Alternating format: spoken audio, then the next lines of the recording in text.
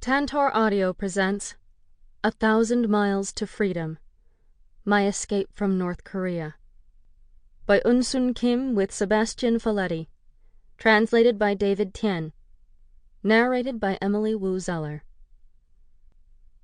Everything recounted in this book is true. However, to protect the members of my family who still remain in North Korea, I am writing under a pseudonym, and other names and details have been changed. 1. December 1997. For nearly a week, I had been alone in our tiny, freezing apartment in Undok, the town in North Korea where I was born. Other than a coffee table and a wooden dresser, my parents had sold all of our furniture to buy food to fill our stomachs. Even the carpeting was gone, so I slept on the cement floor in a makeshift sleeping bag pulled together from old clothes.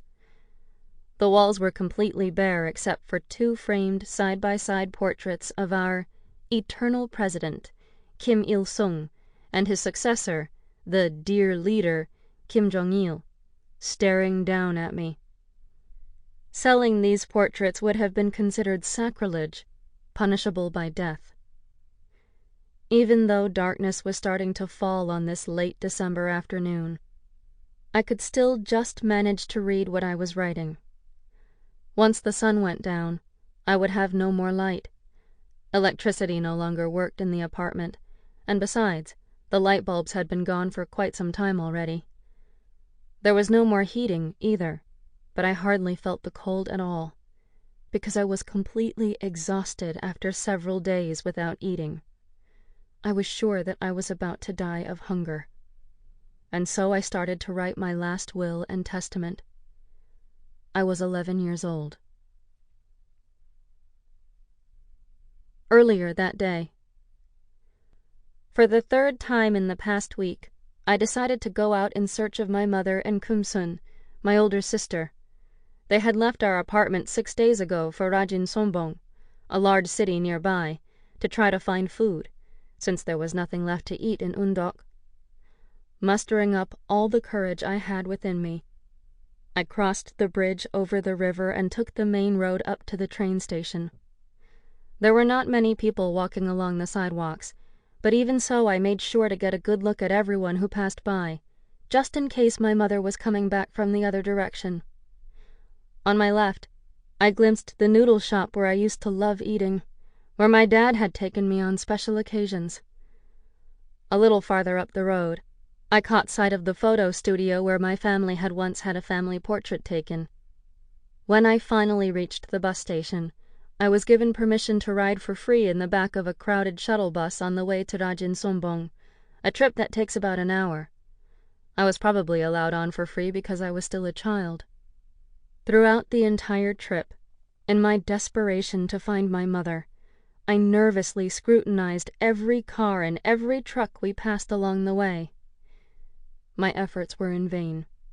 At the terminal, I found myself alone amid a barrage of uniformed men. In front of me, an electric fence protected the entrance to Rajin-songbong. A special permit was required to enter the city. I must have waited at the gate for a good hour or so, hopefully and anxiously watching everyone who walked out, searching for my mother's face. Unfortunately, neither my mom nor Kumsun emerged from the crowd. At last, disheartened, I decided to return home, since nightfall was rapidly approaching. I had made the same journey twice before, but after this trip, I was sure the 2 of them would never come back to me. Something must have happened to them. Or maybe, it occurred to me, they had decided to abandon me. With a heavy, bitter heart, I began to resent my mother. As she was leaving, she had told me she would bring back something to eat in 2 or 3 days. She left me 15 North Korean won to live on, which, at the time, seemed like quite a large fortune in my eyes. I was thrilled at first. I'd never had so much money before in my life. My eyes shone brightly with excitement. Like a real adult, I proudly went by myself to the jangmadang, The market next to the river. At the market, I bought a block of tofu, and then I returned to our little apartment on the second floor of our building. There, I ate the flabby tofu by the spoonful, rationing it so that it would last until my family returned. For 2 days, I stayed at home, watching people on the street through the window. Ever since my father had died a few weeks earlier, on November 11, my sister and I no longer attended school. We were too busy looking for the roots and timber in the mountains which we needed to eat or sell to survive. Besides, we would have been embarrassed to go back to school, since we no longer had any presentable clothes. We had sold everything we had and were wearing rags. When I went outside these days, I was always afraid of running into classmates. After 48 hours had passed, hunger began to gnaw at my stomach, and my fear of being abandoned started to swell. When I finished eating the tofu, there was nothing else left in the apartment to eat. And my mom had still not returned home yet. I lay down and tried to sleep on the floor, closing my eyes and counting to 10 in my head. Surely, she would come back by the time I finished. But when I got to 10, nothing happened. So then I counted in reverse from 10 to 1. Still, nothing changed. Soon, I started skipping meals. On the balcony, I found some dusty turnip leaves, left over from when we had spread them there to dry in the sun. I grabbed some of the least discolored leaves to boil and make into a soup.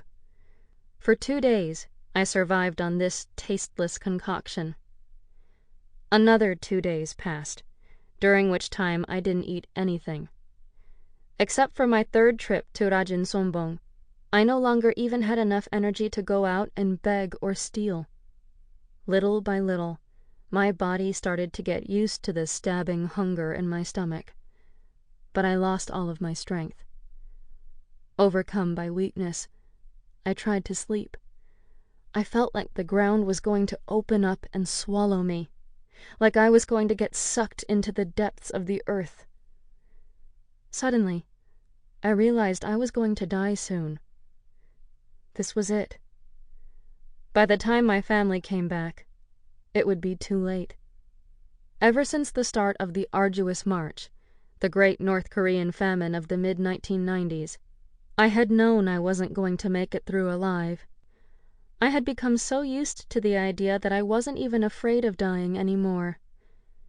Even so, I knew that I didn't want to leave the world like this, without a trace of myself left behind. At once, I decided to write my testament. I wanted to tell my mom all that I had gone through. I wanted to let her know that I had waited for her, that I had tried my best to find her. And, especially, I wanted her to know that I felt abandoned. In the drawer of the coffee table, I fished out a small notebook and a pencil from among the few valuable items that we had not sold. The paper in the notebook was of good quality. Crouched under the twilight, I started to write my will. In the notebook, I recounted all my trials and tribulations, as well as my 3 voyages to and from Rajin Sombong. Clenching my pencil tightly and full of despair, I filled out an entire page. "Mom," I wrote, "I am waiting for you. I have been waiting for you for 6 days. I feel like I'm going to die soon. Why haven't you come back to me yet?" After finishing the page, I started crying and fell to the ground as the darkness of night gradually began to envelop me. Suddenly, I heard noise coming from the stairs. My heart started to skip. Alas, it was just the neighbors, returning home to their apartment. I left my will on the coffee table, and, my face soaked in tears, I laid myself down and closed my eyes. I was sure that I was never going to wake up again. 2. March 2011. The automated doors slammed shut. The train I'm taking rattles back and forth as it passes through the underground tunnels of Seoul's subway system. As I lean against the glass window, a medley of bright colors from advertisements starts to appear on the dark walls of the tunnel, with slogans that I can't seem to make out. Everything here in Seoul, South Korea, moves so quickly, including the metro. My name is Eunsun Kim, and today, as I write this, I am 25 years old. If you were to look at me, you would probably assume I was just like any other college student. Because of my slight figure, you might not even realize that I am older than all of my friends. In about 40 minutes, I will arrive at the entrance of Sogang University, one of the best universities in South Korea. My campus is not as impressive as those of the prestigious Korea University or Yonsei University, but regardless, I feel right at home there, with its familiar landmarks and the many friends I have made. I have my day already planned out. Equipped with my black and orange Samsung laptop, I am planning to spend the day preparing for my exams in the library. With my iPhone in its purple case, I text my friends and arrange a quick meetup at the Starbucks on campus. I like the cafe latte. The espresso is a bit bitter for my taste. After getting my coffee, I'll go back to the library, where I will try not to fall asleep while reading my textbooks.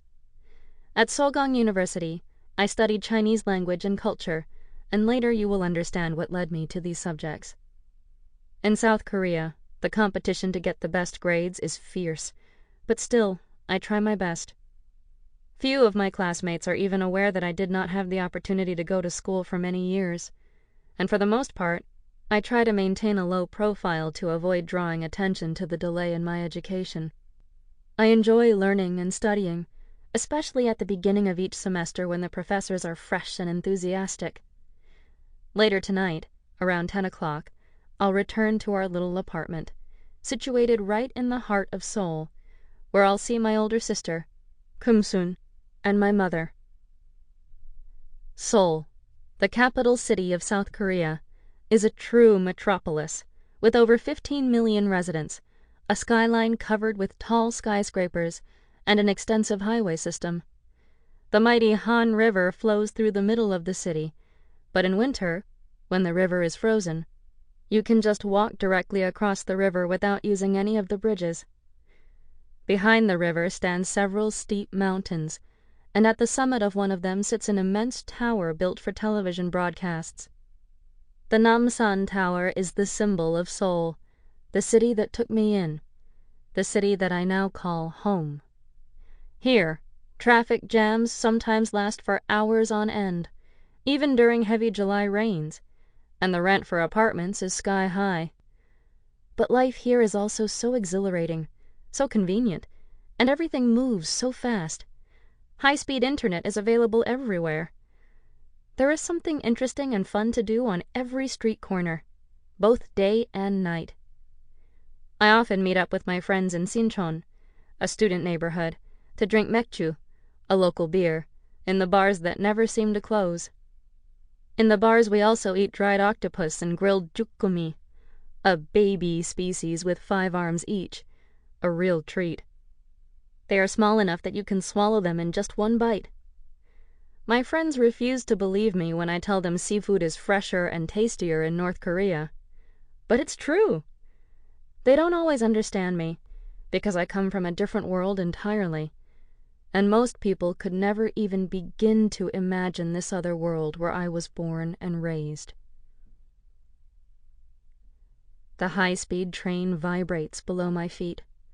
All around me, ajumas, the Korean term used to address married or middle-aged women, watch their favorite shows on their cell phones with antennas sticking out. Some students, perched atop their high heels and holding onto the train's metal bars for balance, are listening to their iPods. Others, staring into their pocket mirrors, are applying mascara. They disdainfully ignore the street vendor trying to sell his Frank Sinatra CDs.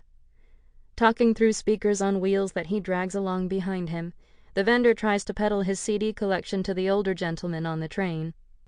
As the train travels from station to station, the platforms fill up and empty almost mechanically. The silence of the South Korean metro allows me to ruminate for a moment.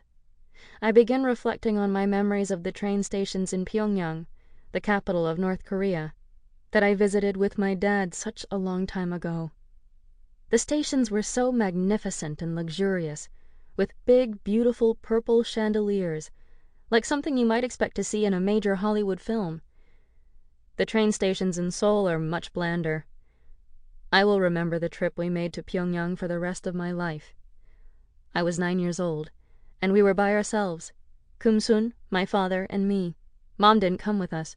She preferred to stay back home and take care of things at the apartment. Even though the famine was already taking hold and we had nothing to eat, the trip to Pyongyang felt magical. There weren't any skyscrapers in sight, but we saw a hotel under construction that reached 150 meters in height. Workers and machines dangled from the top of the hotel. From such a distance, they appeared so tiny that they looked like little ants. Only 3 stations now separate me from the Sogang University campus, and my heart starts beating faster and faster as the train accelerates. The speed of the train makes me feel a certain melancholy in my heart. It reminds me that I am from a completely different world. Where I'm from, it took 2 long days to get from Undok, the little town where we lived, to Chongjin, just 95 kilometers away, where my grandparents lived. The trip to Chongjin was always an exhausting one. We would pass through frigid temperatures, and we were always crammed together in the train like farm animals. We relieved ourselves of bodily waste using little tins we carried with us. If we moved, we would lose our spot to someone else. In South Korea, I can travel the same distance in under 20 minutes on a high-speed train. Back in North Korea, only the capital had modern amenities, like the metro stations that I found so dazzling. I now find myself thinking of everyone I left behind, all of the people from whom I have heard nothing at all since I left my country. Then I was 11 years old, hungry, and without a home. My aunts, my uncles, my friends at school, have they survived the famine? On the train, another rider stares at me out of the corner of his eye, as if I am some outsider who doesn't belong here. Still, I have tried my hardest to blend in, with my high heels, short skirt, and tight jacket. Whether or not I have succeeded in looking like I'm from South Korea, the reality is that I was born in Undok, a small industrial village in North Hamgyong Province, on August 15, 1986, in North Korea. In my quest for liberty and freedom, I have finally reached South Korea, after a 9-year journey across China and Mongolia. Here in Seoul, I have a passport. I no longer have to live in hiding, and I have built a new life for myself. However, my memories of the North regularly come back to me, and one question in particular still haunts me. Why must the people of my home country continue to live in such suffering? Since arriving in Seoul, I have learned, through reading various books and newspapers, that the misery in North Korea is the fault of an absurd totalitarian regime. The country is a complete economic disaster. The Kim family dynasty, the world's only communist dynasty, ruthlessly crushes any dissent. These answers do not satisfy me and do little to assuage the unease in my heart. On the contrary, in fact, these answers make me feel totally powerless. I live barely 40 kilometers from the barbed wire border that separates me from my homeland, and yet there is nothing that I can do for my people, who are drained of energy by the famine and by the repression of an unrelenting totalitarian regime. For the 25 million people who live there, North Korea has become a true hell on earth, forgotten by the rest of the world. Even South Koreans, who share the same blood heritage, seem to have forgotten about the plight of their northern counterparts. At times, I feel overwhelmed by this sense of helplessness, by the feeling that there is nothing I can do to help my brothers and sisters to the north. Sinchon Station. The robotic voice coming from the loudspeakers breaks the silence of the train and pulls me away from my thoughts.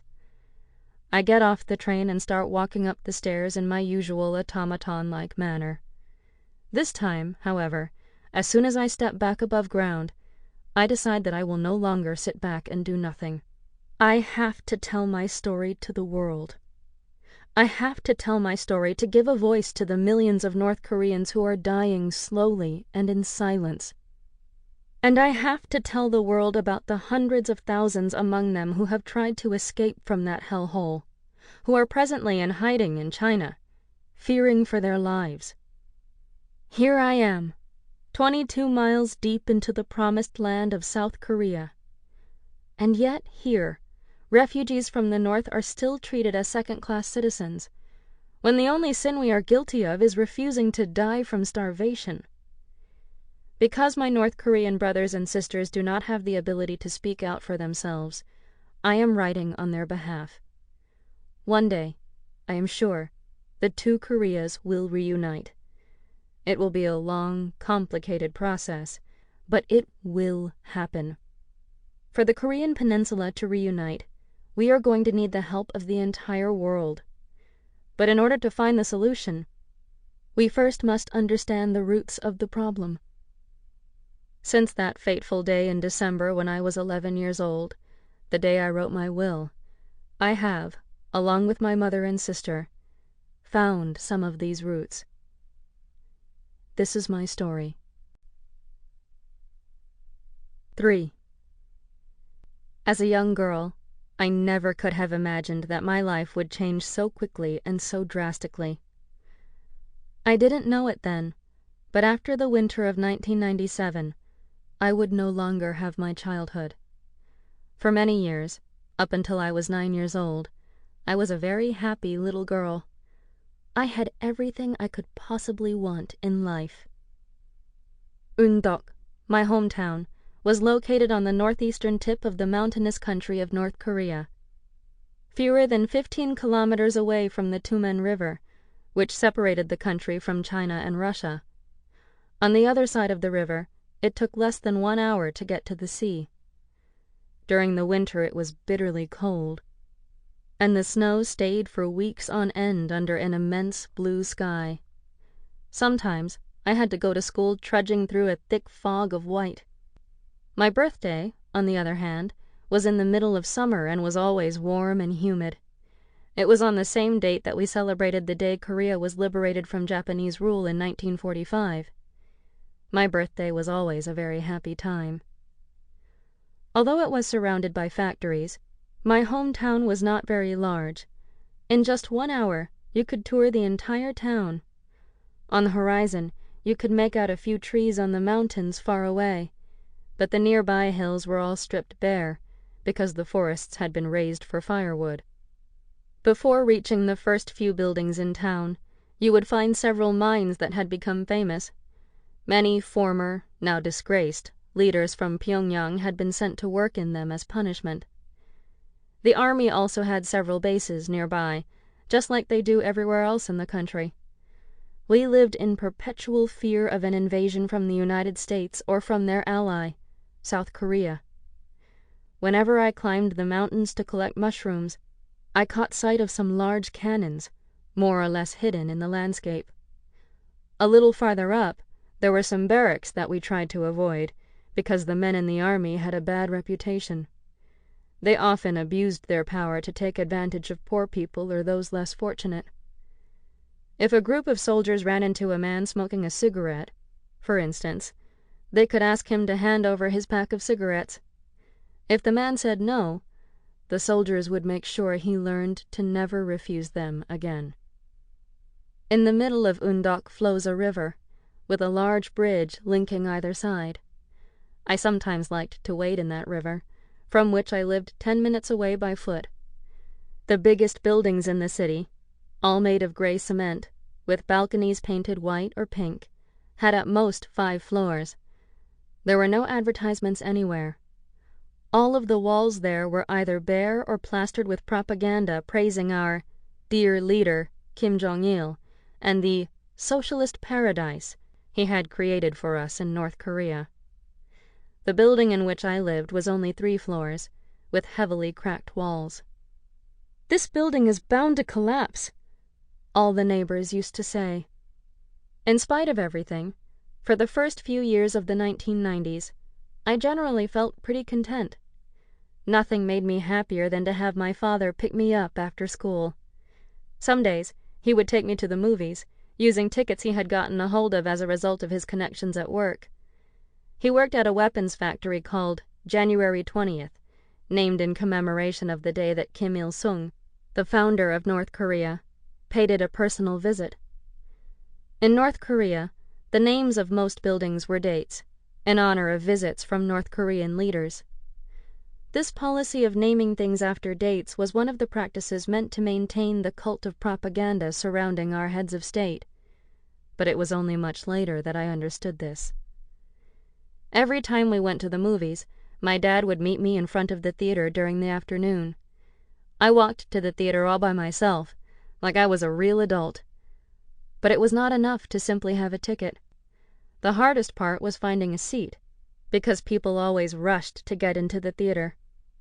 So my dad would mount me up high upon his shoulders as we made our way through the crowd. Going to the movies and sitting on my dad's shoulders in the darkened theater was some of the happiest moments of my life. We watched films about brave heroes fighting against the imperialist Japanese colonizers.